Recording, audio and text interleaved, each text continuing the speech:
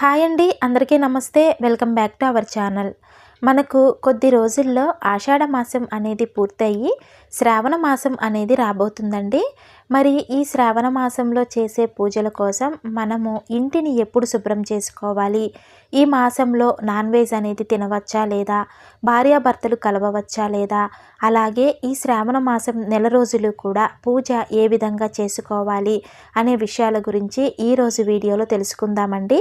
ఈ వీడియో మీకు ఉపయోగపడుతుందనే అనుకుంటున్నానండి. కాబట్టి వీడియోను ఎక్కడా కూడా స్కిప్ చేయకుండా చూడటానికైతే ట్రై చేయండి.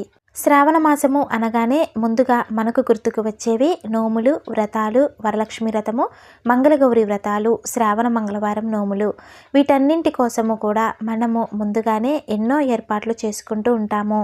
ప్రత్యేకించి వరాలిచ్చే వరలక్ష్మి వ్రతం కోసం కొత్త కొత్త పూజా సామాను కూడా కొనుక్కుంటూ ఉంటాము.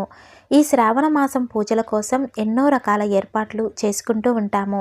మరి ఆడవారికి ఎంతో ఇష్టమైన ఈ శ్రావణ మాసంలో ప్రతి ఒక్కరూ కూడా ఇంటిని శుభ్రపరచుకొని ఈ మాసం అంతా కూడా శ్రీ మహాలక్ష్మిని ఎంతో భక్తి శ్రద్ధలతో పూజించుకుంటూ ఉంటారు. అయితే ఈ శ్రావణ మాసంలో వచ్చే శుక్రవారాలే కాదండి, ఈ మాసంలో వచ్చే శ్రావణ మంగళవారాలు, శ్రావణ శనివారాలు కూడా చాలా ప్రత్యేకమైనవి. శ్రావణ మంగళవారాలలో మంగళగౌరి నోములు, వ్రతాలు చేస్తూ ఉంటారు.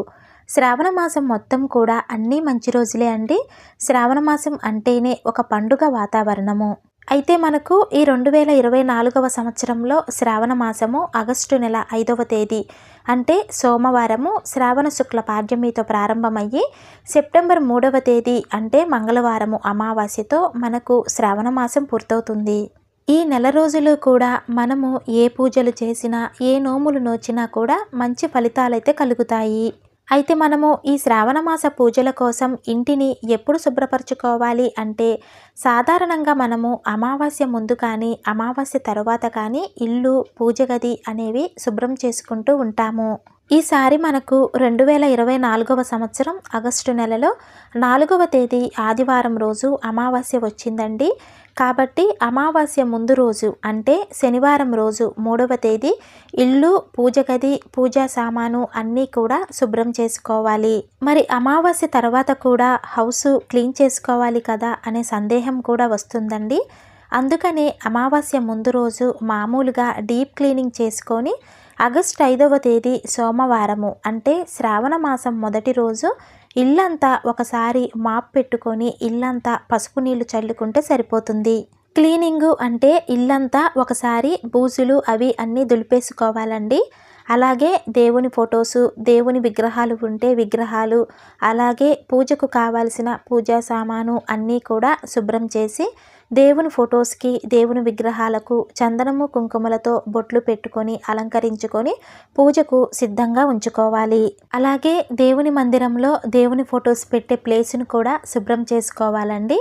పాత పేపర్స్ ఉంటే తీసేసి కొత్త పేపర్స్ వేసి పెట్టుకోవాలి.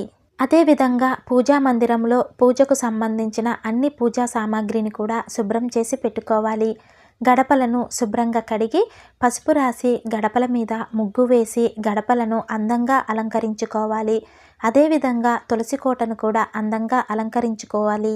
ఈ శ్రావణ మాసంలో పూజను ఏ విధంగా చేయాలి అంటే ఈ మాసం అంతా కూడా ప్రతిరోజు నిత్య దీపారాధన చేసుకుంటే చాలా మంచిదండి.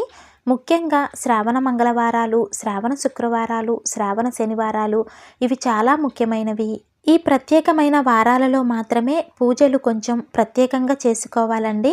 మిగిలిన రోజులలో మాత్రం ప్రతిరోజులాగే నిత్య పూజ చేసుకుంటే సరిపోతుంది. అయితే ఈ శ్రావణ మాసంలో ప్రతిరోజు తలస్నానం చేయాలా అనే సందేహం కూడా ఉంటుందండి. ప్రతిరోజు తలస్నానం చేయాల్సిన అవసరం అయితే లేదండి. ఈ మాసంలో వచ్చే ప్రత్యేకమైన రోజుల్లో మాత్రమే తలస్నానం చేసి పూజ చేసుకోవాలి. మిగిలిన రోజుల్లో కంఠస్నానం చేసి నిత్య పూజ చేసుకుంటే సరిపోతుంది. అలాగే ప్రతిరోజు ఇల్లు కూడా మాప్ పెట్టవలసిన అవసరం లేదండి. వారంలో వచ్చే ప్రత్యేకమైన రోజుల్లో మాత్రమే మాప్ పెట్టుకుంటే సరిపోతుంది. అయితే ఒకవేళ ఇంట్లో కనుక నాన్ వెజ్ వండినా తిన్నా ఇల్లు మాప్ పెట్టుకొని పూజ చేసుకోవాలి. ఇక ప్రతిరోజు అమ్మవారికి పెట్టవలసిన నైవేద్యం విషయానికి వస్తే, నైవేద్యం అనేది మీ శక్తిని బట్టి మీరు పెట్టవచ్చండి. లేదంటే బెల్లం ముక్క కానీ, పటిక బెల్లం పలుకులు కానీ పెట్టవచ్చు. కానీ ప్రత్యేకమైన రోజుల్లో మాత్రం ఏదైనా వండిన పదార్థాన్ని నైవేద్యంగా పెట్టడానికి ప్రయత్నించండి. ఈ శ్రావణ మాసంలో ప్రతిరోజు ఉదయము సాయంత్రము దీపారాధన చేసుకొని సమయం ఉంటే కనుక కనకదార స్తోత్రం చదువుకుంటే చాలా మంచిది. అయితే మళ్ళీ సాయంత్రం పూజలో ఉదయం పెట్టిన పువ్వులు కనుక పాడవకుండా ఉంటే ఆ పూలు అలాగే ఉంచవచ్చండి. దీపారాధన కుందులు కూడా ఉదయం చేసిన దీపాలలో ఒత్తులు మార్చి కొత్త ఒత్తులు వేసి మళ్ళీ దీపారాధన అనేది చేసుకోవచ్చు. ఈ విధంగా శ్రావణ మాసం అంతా కూడా పూజ చేసుకోవచ్చండి. అయితే నెల మధ్యలో ఆటంకం వస్తే కనుక ఆటంకం రాని వరకు ప్రతిరోజు పూజ చేసుకోండి. ఆటంకం వచ్చి ఆటంకం పూర్తయ్యాక అంటే 5వ రోజుతో పూర్తవుతుంది కాబట్టి 6వ రోజు నుండి మళ్ళీ పూజను నిర్వహించుకోవచ్చు. అలాగే ఈ నెల మొత్తము కూడా నాన్ వెజ్ తినవచ్చా లేదా బ్రహ్మచర్యం పాటించాలా అంటే కనుక మీరు ఈ నెల మొత్తము కూడా అంటే శ్రావణ మాసం నెల మొత్తము కూడా అమ్మవారి పూజ చేసుకుంటాము అని సంకల్పం తీసుకుంటే మాత్రం నాన్ వెజ్ అనేది తినకూడదండి. అలాగే తప్పకుండా బ్రహ్మచర్యం కూడా పాటించాలి. సంకల్పం ఏమీ తీసుకోకుండా మామూలుగా అవకాశం ఉన్నంత వరకు పూజ చేసుకుంటాము అనుకుంటే నాన్ వెజ్ తినవచ్చండి. అలాగే బ్రహ్మచర్యం కూడా పాటించవలసిన అవసరం లేదు. అయితే పూజ చేసుకున్న రోజు నాన్ వెజ్ తినవచ్చా అంటే కనుక ఉదయము పూజ పూర్తి చేసుకున్నాక నాన్ వెజ్ తినవచ్చండి. ఒకవేళ మళ్ళీ సాయంత్రం కనుక మీరు పూజ చేయాలి అనుకుంటే తప్పకుండా తలస్నానం చేసి ఇల్లంతా ఒకసారి మాప్ పెట్టుకొని దీపారాధన చేసుకోవాలి.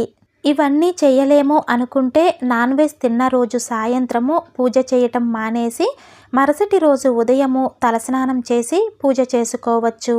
మిగిలిన రోజులలో ఈ విధంగా చిన్న చిన్న నియమాలు పాటిస్తే సరిపోతుందండి. కానీ ముఖ్యంగా శ్రావణ మాసంలో వచ్చే ప్రత్యేకమైన రోజులలో మాత్రం నాన్ వెజ్ అనేది తినకూడదు. అలాగే భార్యాభర్తలు తప్పకుండా బ్రహ్మచర్యం కూడా పాటించాలి. చూశారు కదండి, శ్రావణ మాసానికి సంబంధించిన ముఖ్యమైన డౌట్స్ అన్నీ కూడా క్లియర్ చేశానని అనుకుంటున్నాను.